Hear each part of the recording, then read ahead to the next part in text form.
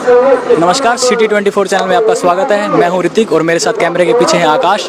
आज यहां पर आंदोलन का छठा दिन है। हम हैं शाहजहांपुर बॉर्डर हरियाणा राजस्थान में और यहां पर हमें आज तीसरा दिन है। तीन दिन से हम लगातार यहां की कवरेज आपको दे रहे हैं। हमारे साथ यहां पे कुछ लोग हैं जो लगातार यहां पे आंदोलन से जुड़े हुए हैं। हम इनसे कुछ बात करेंगे। नमस्कार सर। नमस्कार। नाम कैसे? नाम हम गंगानगर जिले, राजस्थान से गंगानगर जिले नूबगढ़ से आए हुए हैं। कितने दिन से आप यहाँ पे? 3 दिन से। 3 दिन से। तो अब आप ये बताइए, आपने पहले भी लाइफ में कभी आंदोलन देखे होंगे। आप क्या करते हैं वैसे? खेती करते हैं हम। आप खेती करते हैं। तो कितनी उम्र आपकी? 50 साल है। 50 साल उम्र हो गई। 50 साल में आपने बहुत सारे आंदोलन देखे होंगे इससे पहले। तो अब तक जो आंदोलन हुए हैं और आज जो आंदोलन यहाँ पे चल रहा है और पूरे देश भर में चल रहा है, ये दोनों में आप क्या फर्क देखते हैं? 50 साल में सबसे बड़ा आंदोलन देखा है। और मेरे से पहले जो बुजुर्ग हैं जिनकी उम्र 80 साल है, उन्होंने भी ये पहला ही आंदोलन देखा है इतना बड़ा। और पूरे देश के किसान एक साथ हैं। हमें किसी पार्टी से कोई लेना देना नहीं है। हमें तो मोदी के साथ बात है। 3 अध्यादेश जो लाए हैं इनको वापस ले, और तो उसके बाद जो इंडिया का किसान है आराम से घर पे बैठेगा। अगर ये वापस नहीं लेता तो इंडिया किसान घर पे बैठने वाला नहीं है। सर, आपके पास आना चाहूँगा। आप यहाँ पे देख रहे हैं, आप भी काफ़ी दिन से यहाँ पर हैं और जो कुछ मीडिया चैनल हैं उनके खिलाफ में लोगों में आक्रोश की भावना है। तो जो मीडिया किसानों के बारे में कुछ गलत खबरें दे रहा है या वो सब कुछ ऐसा कर रहा है, उसके बारे में क्या कहना चाहेंगे आप? देखो, मीडिया की बात ये है, जो सच्चाई है वो बात बतानी चाहिए। जो बात को घुमा के झूठ फैलाना, वो मीडिया तो मोदी मीडिया है। वो किसान की बात तो जो वाजिब बात है वो तो करता नहीं। जो मोदी के हक की बात है, जैसे कह दिया बैरिकेड तो तोड़े नहीं, पहले कह दिया बैरिकेड तोड़ दिए। किसानों ने पुलिस पर कुचलने की कोशिश की। जो ऐसे बयान मोदी मीडिया ये दे रहा है, बिल्कुल गलत दे रहा है। हम मीडिया के माध्यम से ये बात कहना चाहते हैं, मीडिया एक ऐसा है जो स्वतंत्र है, किसी के दबाव के नीचे मत आए। मोदी तो आ जाए, कल को मोदी ने चले जाना है। मोदी की विरासत तो है नहीं। पहले हमारे यहाँ मुगल आए थे और मुगल ये कहते थे कि हम हिंदुस्तान को छोड़ के नहीं जाएंगे। उसके बाद अंग्रेज आ गए। अंग्रेजों ने ये लैंड गाड़ियाँ निकाल दी, बड़े बड़े साधन बना लिए। उन्होंने कहा हम छोड़ के नहीं जाएंगे, वो चले गए। मोदी तो क्या बात है, मोदी तो चले जाएगा। मोदी के तो अब दिन थोड़े ही हैं। आने दो बदलाव। मोदी से क्या होता है? ये दिल्ली तो दिल वालों की रहेगी, किसानों की रहेगी। मोदी तो आता जाता ही रहेगा। सर, हम देख रहे हैं यहाँ पे 3 दिन से लंगर की व्यवस्था चल रही है। तो 24 घंटे हमें यहाँ पे लंगर हमें भी मिल रहा है और सब लोगों को, जो भी आप लोकल्स को भी खिला रहे हैं यहाँ पे। तो ये सब व्यवस्था कैसे हो रही है? कहाँ से सब कुछ आ रहा है? कैसे ऑर्गेनाइज हो रहा है? ये जो व्यवस्था लंगर की है, ये 550 साल से गुरु नानक देव जी की चलाई हुई है। बहुत मोदी आए और बहुत मोदी गए 550 साल में। आगे मोदी आते रहेंगे और जाते रहेंगे। ये लंगर ऐसे ही चलता रहेगा। और ये किसानों के लिए लंगर लगाया गया है। किसान ही है यहाँ पे, कोई गैर किसान आदमी नहीं है। सेना हमारी है। सेना के अंदर जो जवान है वो हमारे भाई हैं। पुलिस के अंदर जो जवान है वो हमारे भाई हैं। हम उनके साथ हैं।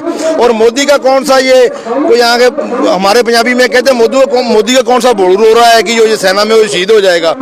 मोदी का कुछ नहीं बिगड़ना है। ये सेना है, पुलिस है और जवान है, जितने भी यहाँ पे लगाए गए हैं, तैनात किए गए हैं फोर्सेस, इसका अंदर मोदी का कोई लेना देना नहीं है। ये हमारे सभी भाई हैं। अगर जैसे चलता रहा, सेना हमारे साथ होगी और पुलिस हमारे साथ होगी, और जो भी फोर्सेस लगाता है वो किसान के बेटे हैं। मोदी का कुछ इसमें लेना देना नहीं है। लेकिन समाधान का रास्ता कैसे निकलेगा? क्योंकि 23 दिन से किसान यहाँ पर लगातार डटे हुए हैं और इससे पहले भी 2 महीने हरियाणा पंजाब में लगातार और देश के कई हिस्सों में खड़े रहे हैं किसान।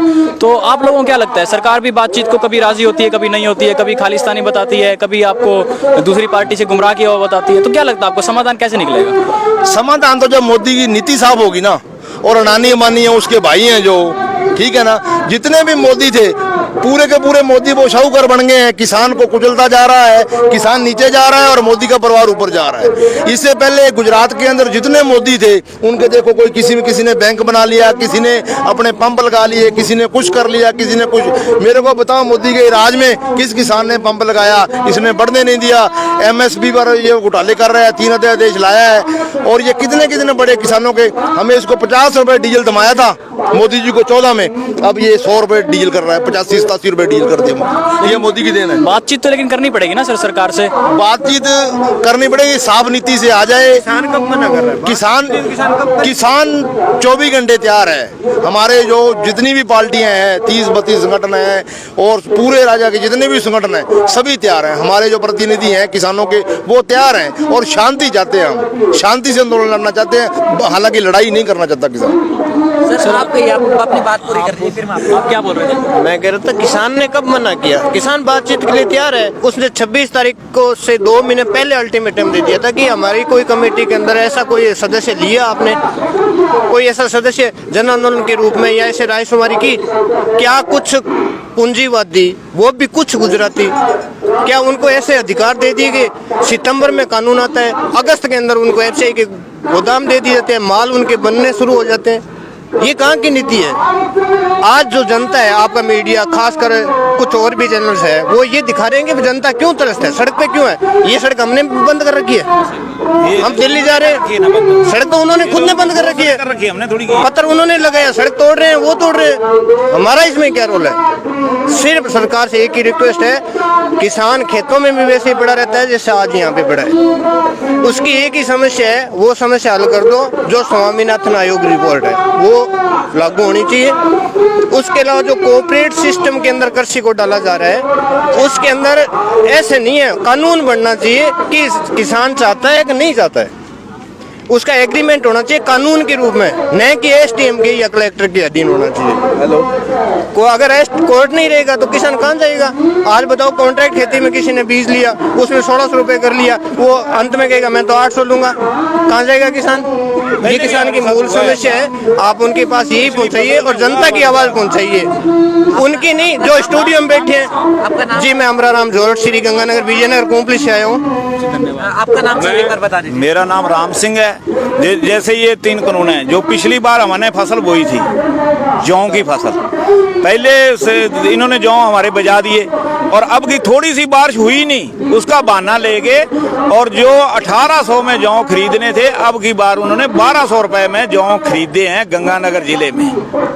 और अब ये कह रहे हैं कि हम भाव देंगे। ये तो भाव वाली तो ये वैसे गलत बोल रहे हैं। सरकार ने कोई भाव नहीं देने। पिछली फसल हमारी गंगानगर जिले से कोई भी किसान है, उससे आप पूछ सकते हैं कि जो जौ की फसल थी आपकी, उसमें ये जो कंपनियां वाले ने बीज बजाया था, उसमें बोलो आपको भाव दिया क्या?